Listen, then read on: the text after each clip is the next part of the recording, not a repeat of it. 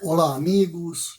É uma satisfação enorme estar mais uma vez com vocês aqui em nosso blog Kardec Sempre, para tratarmos de assuntos referentes à doutrina espírita. Nós estamos vendo as leis de Deus, as leis divinas, e começamos lá no princípio do ser humano, quando iniciou a caminhada para se tornar um guia lá no futuro, um espírito bom, depois um espírito puro, como é Jesus, um espírito perfeito, um espírito puro. Nós fomos criados simples e ignorantes, o que significa que nós não conhecíamos nada do bem e do mal, nós não conhecíamos nada do certo e o errado. Faltavam-nos todos os conhecimentos morais, faltavam-nos todos os conhecimentos espirituais.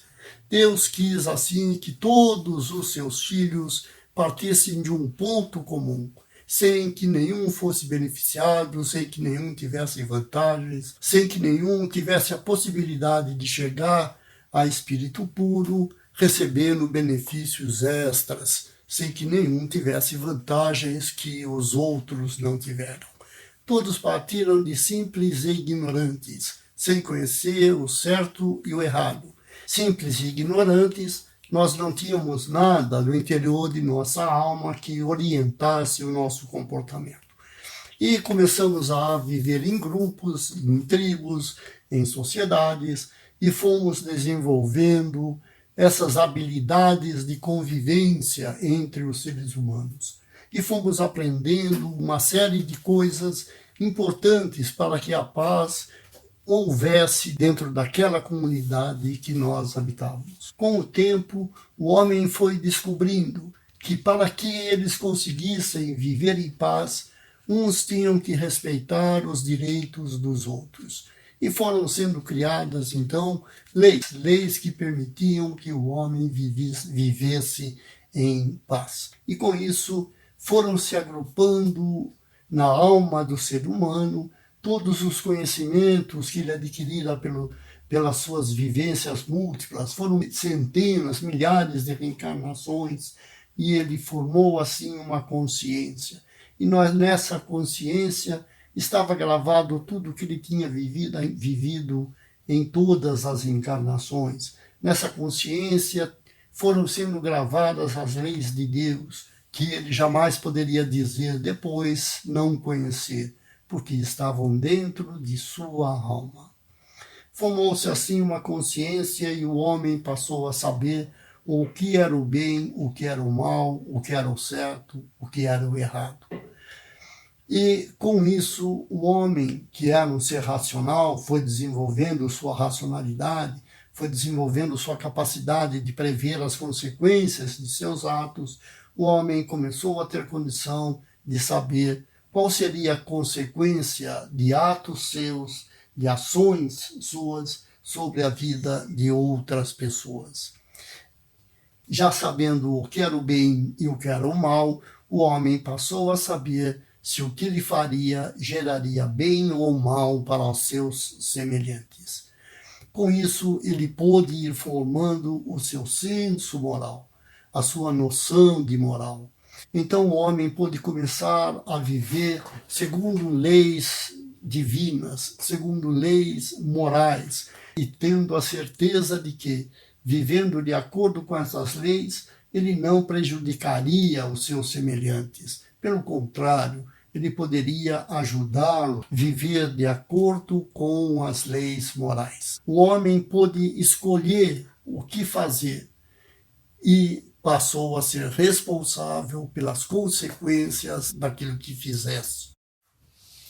Bem, a partir do momento que o homem conquistou o livre-arbítrio, a capacidade e o poder de tomar decisões, de decidir os seus atos, entre dois atos, o homem escolhe o que vai fazer e o que não vai fazer, se vai fazer o bem, se não vai fazer o bem, se vai roubar, se não vai roubar, se vai matar, se não vai matar.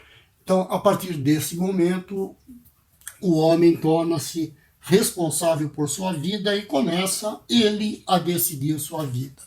Ele deixa de ter o seu rumo guiado pela providência divina. Não é mais Deus quem vai decidir por ele. Deus vai mantê-lo sob a proteção de um anjo de guarda, sobre a influência de um anjo de guarda, de bons espíritos, mas mesmo esse anjo da guarda, esses bons espíritos, não vão tomar decisões pelo homem. É ele quem decidirá e é ele quem arcará com as boas ou más consequências de seus atos.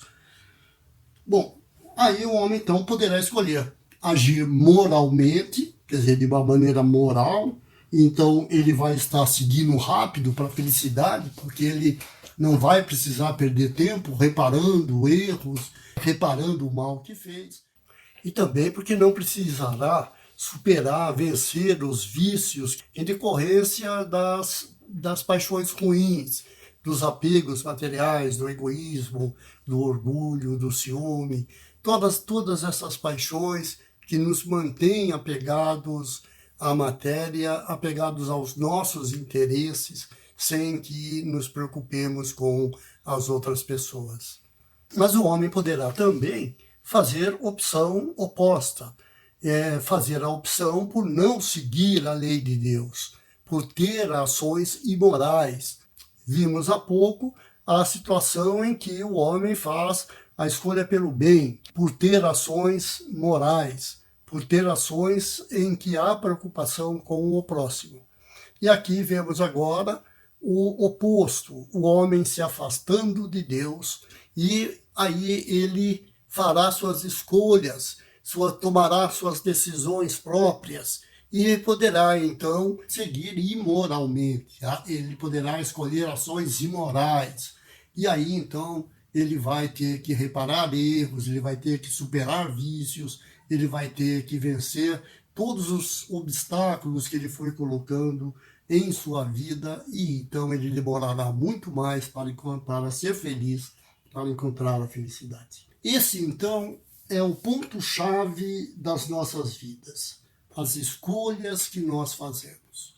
É isso que adianta ou atrasa o nosso progresso ou a nossa felicidade. Todos nós gostamos muito de liberdade, de falar que queremos ser livres, mas a liberdade, essa que Deus nos dá de escolher, ela exige de nós a responsabilidade com a felicidade do outro também. Não é? Eu não posso ser feliz se eu causo a infelicidade de alguém. Eu não posso ser feliz se eu, tendo condições de evitar a infelicidade de alguém, não o faço. Eu não vou conseguir ser feliz se eu puder fazer o bem e não fizer.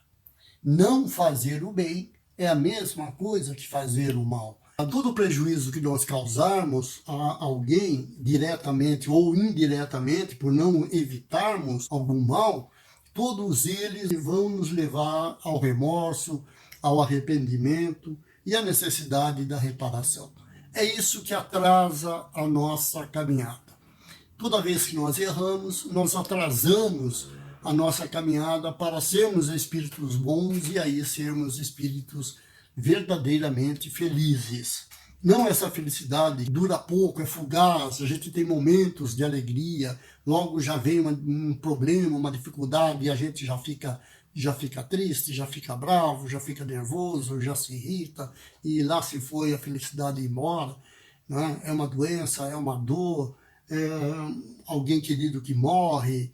Então são muitas coisas em nossas vidas que tornam a nossa felicidade praticamente inexistente. Nós temos pequenos flashes de felicidade. Não é isso que vai acontecer quando nós formos verdadeiramente felizes. Porque aí nós só vamos ter virtudes, nós não vamos estar fazendo nada errado, então não haverá motivo de sofrimento. Se nós queremos ser felizes, nós temos que respeitar as leis de Deus. Então o segredo é conhecer bem essas leis de Deus. A gente conhecer bem como que nós devemos proceder. Pois aí nós teremos a garantia de nossa caminhada para a felicidade. Então nós vamos começar a estudar cada uma das 10 leis de Deus. As 10 leis morais. Porque quando nós falamos em leis de Deus, em leis divinas, nós temos dois tipos de leis divinas. As leis divinas que tratam das coisas da matéria, que são as leis físicas, né, que estuda física, biologia, química, matemática, tudo que diz respeito à matéria. E nós temos as leis morais, as leis naturais morais, que dizem respeito ao homem com sua relação com Deus, ao homem com sua relação com os seus semelhantes, ao homem com sua relação consigo mesmo, né? Então, as leis naturais podem tratar da ciência ou podem tratar do homem em suas relações com Deus e seus semelhantes, ok? Vamos lá então, vamos ver o que diz o item 614 de O Livro dos Espíritos. Vamos lá. Kardec pergunta aos espíritos: que se deve entender por lei natural? E os espíritos vão responder: a lei natural é a lei de Deus. É a única verdadeira para a felicidade do homem. Indica ao homem, indica-lhe o que deve fazer ou deixar de fazer. E o homem só será infeliz se afastar da lei de Deus. Então, veja bem como que ele deixa bem claro aqui. Primeiro, a lei natural, a lei de Deus, é a única que pode fazer o homem feliz. É a única. Não dá para ser feliz se não seguir a lei de Deus. Não é? E ainda ele complementa que essa lei mostra o que fazer e o que não fazer. E se a gente não fizer, nós vamos ser infelizes. Essa felicidade a que os espíritos se referem aqui, ela diz respeito à felicidade verdadeira, né? Não é essa felicidade fugaz que nós temos em mundos de provas e expiações, nessa vida que nós temos aqui, tão agitada, tão perturbada, tão complicada. Muito bem, no nosso próximo podcast vamos falar um pouquinho mais de lei natural e logo em seguida nós vamos entrar em cada uma das leis. Até lá, um abraço para todos, sejam felizes.